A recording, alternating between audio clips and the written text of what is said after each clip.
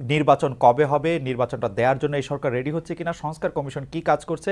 জনাব মির্জা ফখরুল ইসলাম আলমগীর মনে করছিলেন যে ইউএনবির খবর অনুযায়ী আওয়ামী লীগ ইউএনবির খবর থেকে আমি যা জানলাম সেটা হচ্ছে যে আওয়ামী লীগকে নিষিদ্ধ করলে এবং নির্বাচন থেকে দূরে রাখলে দেশের গণতন্ত্র বাধাগ্রস্ত হবে এবং তিনি আওয়ামী লীগকে নিষিদ্ধ করার পক্ষে নন, আওয়ামী লীগকে নন না, কোনো দলকে নিষিদ্ধ করার পক্ষে নয়। এই ব্যাপারটা একজন রাজনৈতিক বিশ্লেষক হিসেবে আপনি কেমন দেখেন যে ভার্চুয়ালি বিএনপির আমি দ্বিতীয় বলবো না তৃতীয় বলবো আমি ঠিক জানি না, কিন্তু বিএনপির নীতি নির্ধারকদের একজন তো বটেই উনি, এবং সর্বোচ্চ নীতি নির্ধারকদের একজন, তিনি মনে করছেন যে আওয়ামী লীগ এখন মাঠ ছাড়া হলেও তাকে ব্যান করা সেটা গণতন্ত্রের জন্য, রাজনীতির জন্য ভালো হবে না। আপনার বিশ্লেষণ একটু শুনতে চাই আশা ভাই। প্রথম কথা বলি যে এই স্টেটমেন্টটা আমার ধারণা বর্তমান পরিস্থিতিতে একটা গেম চেঞ্জিং স্টেটমেন্ট। কেননা আপনি 15 বছরের ইতিহাস জানেন এবং বিএনপির উপরে গত সরকারটি কতভাবে আক্রমণ করেছে, অত্যাচার করেছে, হামলা করেছে, মামলা করেছে। আমরা যে প্রতিহিংসার রাজনীতিতে বিচরণ করি, তার চোখে এবং তার দৃষ্টিতে এই বক্তব্যটি মনে হয়েছে সম্পূর্ণই সহনশীলতার, অ্যাকোমোডেটিভ, এবং আমরা যে রিকনসিলিয়েশনের কথা বলি সেই ধারা। এবং উনি বলেছেন যে দলটির রাজনীতি নিষিদ্ধ করাও ঠিক হবে না এবং দলটিকে নির্বাচনে অংশগ্রহণ করতে দেওয়া উচিত। এবং উনি বলেছেন যে নিয়মতান্ত্রিক রাজনীতিতে যেন আওয়ামী লীগ থাকে। আমার কাছে, আমার ধারণা বিএনপির অনেক কর্মী নেতা যারা বিভিন্নভাবে অত্যাচারিত হয়েছেন, যারা হামলা মামলার শিকার হয়েছেন, তাদের কাছে এটা একটা শকিং স্টেটমেন্ট। কিন্তু আমি যদি রাজনীতিতে আমরা যেই রাজনীতি চাচ্ছি, বৈষম্য বিরোধী আন্দোলন অথবা গণ অভ্যুত্থানের ভেতর দিয়ে আমরা যেই কথাটি শিখতে পেরেছি বা বলতে চেষ্টা করছি, সেটা হচ্ছে নতুন রাজনীতি। খালেদ, আপনি জানেন সেই নতুন রাজনীতিতে কিন্তু প্রতিহিংসার জায়গা নাই, সেই নতুন রাজনীতিতে কিন্তু সহনশীলতার জায়গা আছে। মির্জা ফখরুল ইসলাম আলমগীর আমার চোখে অনেকখানি উপরে উঠে গেলেন একজন জাতীয় নেতা হিসাবে, একটি দলের মহাসচিব হিসাবে, এবং যে করে তার প্রধানতম প্রতিদ্বন্দ্বী, আপনি জানেন সেই রাজনৈতিক দলটি তাকে নিয়ে অনেক ঠাট্টা মস্করা করতো, তার আন্দোলন করার ক্যাপাসিটি নাই বলতো, এমনকি ওবায়দুল কাদের বলেছিল তার বাসায় আশ্রয় নিবে, তারা তো পলায়নের কথা বলতেই চাইতো না। কাজে আমার মনে হয়েছে যে আমরা যে নতুন রাজনীতি চাচ্ছি, নতুন যে বন্দোবস্ত চাচ্ছি গণতান্ত্রিক বাংলাদেশ রচনায় এবং আমাদের অধিকার আদায় করার যে রাষ্ট্র ভূমিটা আমরা চাই, সেখানে মির্জা ফখরুল ইসলাম আসলে আমার দুইটা কথা আছে। একজন আওয়ামী লীগের প্রতিনিধিত্বশীল নেতাও বললেন না যে তারা আওয়ামী লীগ করবেন, মানে সজীবদের জয়ের কথাটা আলাদা, এবং তাদের ভবিষ্যৎ রাজনীতি তারা কি করবেন, তারা আদৌ কিছু করতে চান কিনা, দল হিসেবে তারা কি করবেন, সেগুলি তারা কিন্তু কেউ কিছু বলেন নাই। অর্থাৎ আওয়ামী লীগ যে কথা বলছে না সেই কথা মির্জা ফখরুল ইসলাম আলমগীর বলছেন, সেইটা আপনাকে একটু আবার ভাবাই কিনা, এক।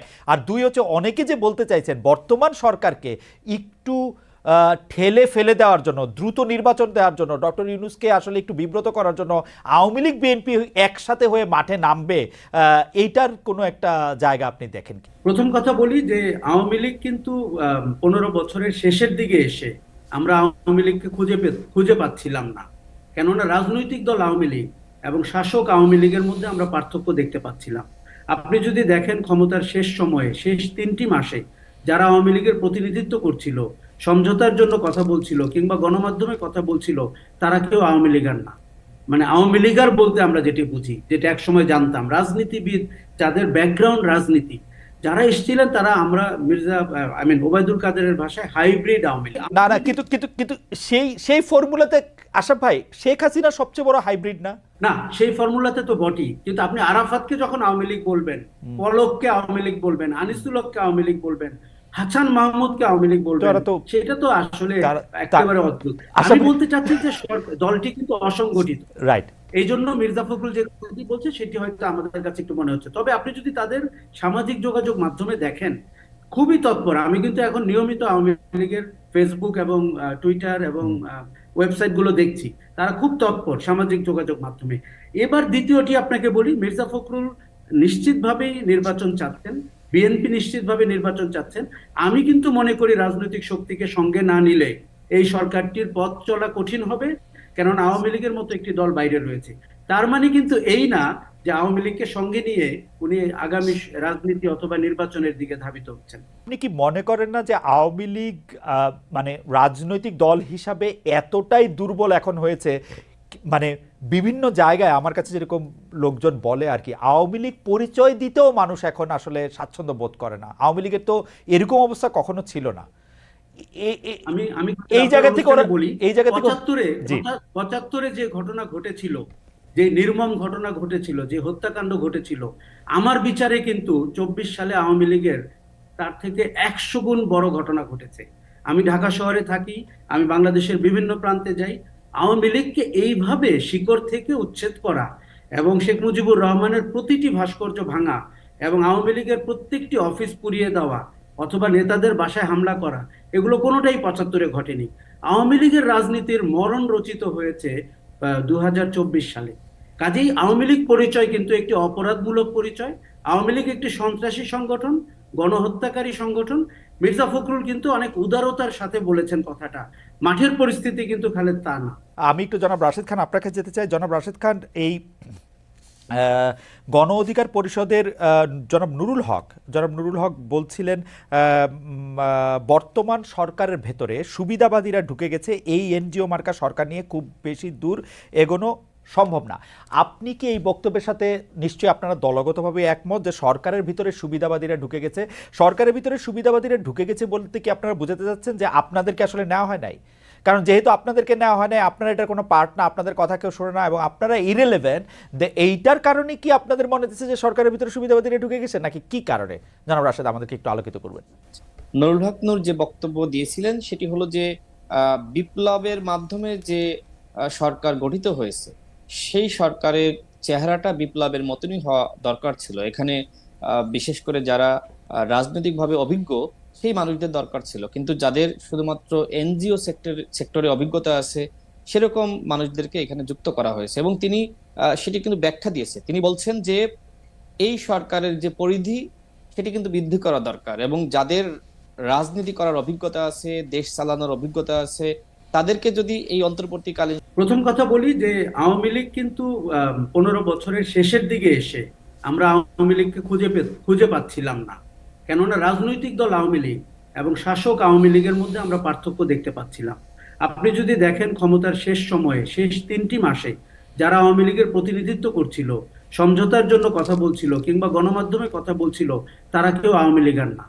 মানে আওয়ামী লীগার বলতে আমরা যেটি বুঝি, যেটা একসময় জানতাম, রাজনীতিবিদ যাদের ব্যাকগ্রাউন্ড রাজনীতি, যারা এসেছিলেন তারা, আমরা ওবায়দুল কাদেরের ভাষায় হাইব্রিড আওয়ামী লীগ। না না, কিন্তু কিন্তু কিন্তু সেই সেই ফর্মুলাতে আশরাফ ভাই, শেখ হাসিনা সবচেয়ে বড় হাইব্রিড না? না, সেই ফর্মুলাতে তো বটেই, কিন্তু আপনি আরাফাতকে যখন আওয়ামী লীগ বলবেন, পলককে আওয়ামী লীগ বলবেন, আনিসুল হককে আওয়ামী লীগ বলবেন, হাসান মাহমুদকে আওয়ামী লীগ বলবেন, সেটা তো আসলে একেবারে অদ্ভুত। আমি বলতে চাচ্ছি যে দলটি কিন্তু অসংগঠিত, রাইট। এই জন্য মির্জা ফখরুল যে কথাটি বলছে সেটি হয়তো আমাদের কাছে একটু মনে হচ্ছে। তবে আপনি যদি তাদের সামাজিক যোগাযোগ মাধ্যমে দেখেন, খুবই তৎপর। আমি কিন্তু এখন নিয়মিত আওয়ামী লীগের ফেসবুক এবং টুইটার এবং ওয়েবসাইট গুলো দেখছি, তারা খুব তৎপর সামাজিক যোগাযোগ মাধ্যমে। এবার দ্বিতীয়টি আপনাকে বলি, মির্জা ফখরুল নিশ্চিতভাবেই নির্বাচন চাচ্ছেন, বিএনপি নিশ্চিতভাবে নির্বাচন চাচ্ছেন। আমি কিন্তু মনে করি রাজনৈতিক শক্তিকে সঙ্গে না নিলে এই সরকারটির পথ চলা কঠিন হবে, কেননা আওয়ামী লীগের মতো একটি দল বাইরে রয়েছে। তার মানে কিন্তু এই না যে আওয়ামী লীগকে সঙ্গে নিয়ে উনি আগামী রাজনীতি অথবা নির্বাচনের দিকে ধাবিত হচ্ছেন। আপনি কি মনে করেন না যে আওয়ামী লীগ মানে রাজনৈতিক দল হিসাবে এতটাই দুর্বল এখন হয়েছে, মানে বিভিন্ন জায়গায় আমার কাছে যেরকম লোকজন বলে আর কি, আওয়ামী লীগ পরিচয় দিতেও মানুষ এখন আসলে স্বাচ্ছন্দ্য বোধ করে না? আওয়ামী লীগের তো এরকম অবস্থা কখনো ছিল না। আমি এই জায়গা থেকে বলি, এই জায়গা থেকে 75-এ যে ঘটনা ঘটেছিল, যে নির্মম ঘটনা ঘটেছিল, যে হত্যাকাণ্ড ঘটেছিল, আমার বিচারে কিন্তু 24 সালে আওয়ামী লীগের তার থেকে 100 গুণ বড় ঘটনা ঘটেছে। আমি ঢাকা শহরে থাকি, আমি বাংলাদেশের বিভিন্ন প্রান্তে যাই। আওয়ামী লীগকে এইভাবে শিকড় থেকে উচ্ছেদ করা এবং শেখ মুজিবুর রহমানের প্রতিটি ভাস্কর্য ভাঙা এবং আওয়ামী লীগের প্রত্যেকটি অফিস পুড়িয়ে দেওয়া অথবা নেতাদের বাসায় হামলা করা, এগুলো কোনোটাই 75-এ ঘটেনি। আওয়ামী লীগের রাজনীতির মরণ রচিত হয়েছে 2024 সালে। কাজেই আওয়ামী লীগ পরিচয় কিন্তু একটি অপরাধমূলক পরিচয়। আওয়ামী লীগ একটি সন্ত্রাসী সংগঠন, গণহত্যাকারী সংগঠন। মির্জা ফখরুল কিন্তু অনেক উদারতার সাথে বলেছেন কথাটা, মাঠের পরিস্থিতি কিন্তু খালেদ তা না। আমি একটু জনাব রাশেদ খান আপনার কাছে যেতে চাই। জনাব রাশেদ খান, এই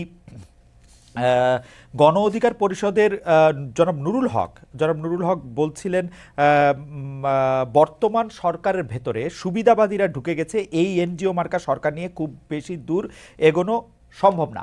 আপনি কি এই বক্তব্যের সাথে নিশ্চয়ই আপনারা দলগতভাবে একমত যে সরকারের ভিতরে সুবিধাবাদীরা ঢুকে গেছে? সরকারের ভিতরে সুবিধাবাদীরা ঢুকে গেছে বলতে কি আপনারা বোঝাতে চাচ্ছেন যে আপনাদেরকে আসলে নেওয়া হয় নাই? কারণ যেহেতু আপনাদেরকে নেওয়া হয় নাই, আপনারা এটার কোনো পার্ট না, আপনাদের কথা কেউ শোনে না এবং আপনারা ইরেলেভেন্ট, এইটার কারণে কি আপনাদের মনে হচ্ছে যে সরকারের ভিতরে সুবিধাবাদীরা ঢুকে গেছে, নাকি কি কারণে? জনাব রাশেদ আমাদেরকে একটু আলোকিত করবেন।